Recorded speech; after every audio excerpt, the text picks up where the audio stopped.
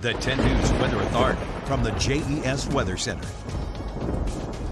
Hey, good morning, everyone. Here is a live look at our Skycam network. Conditions are fairly calm out there. We're dealing with temperatures that are still fairly chilly for the time of year. Our average low is right around the low to mid 30s, and that's exactly where we're waking up this morning. So we haven't quite made it to the time of the year where you can just put the winter or the fall-like coat in the back of the coat rack and just leave it there, as we're still going to need it throughout the next several mornings. Temperatures are going to be in the low to mid 30s for the majority of us. So temperatures out there still a little bit chilly.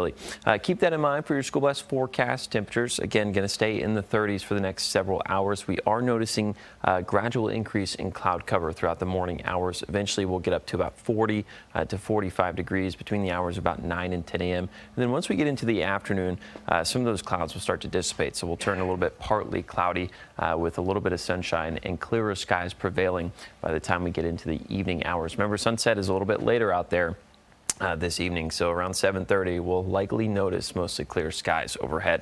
Otherwise, temperatures getting into the 60s for the majority of us. The New River Valley, some spots will stay in the mid to upper 50s, but the overwhelming majority of us get to about 63 to 65 degrees. Now, the reason for that is because of the jet stream. You see it right here on this yellow dotted line that is moving through your screen.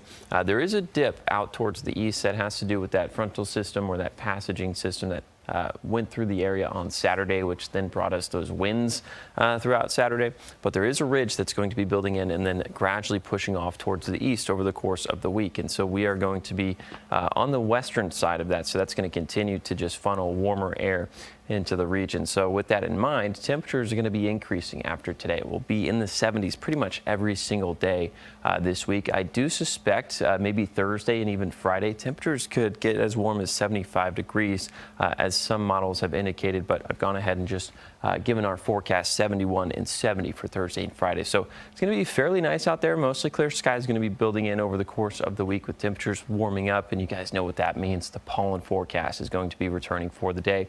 It's high today, but eventually once we get into the back half of the week, it's going to transition into a very high category. So we are continuing to track juniper and maple out there over the course of the week. Now, the next big thing, we've got this area of high pressure that builds in, but once we get into Saturday, an area of low pressure starts to develop in the middle portions of the country and then continues to track off towards the east. Now, there is a severe weather risk to our west for both Friday and Saturday.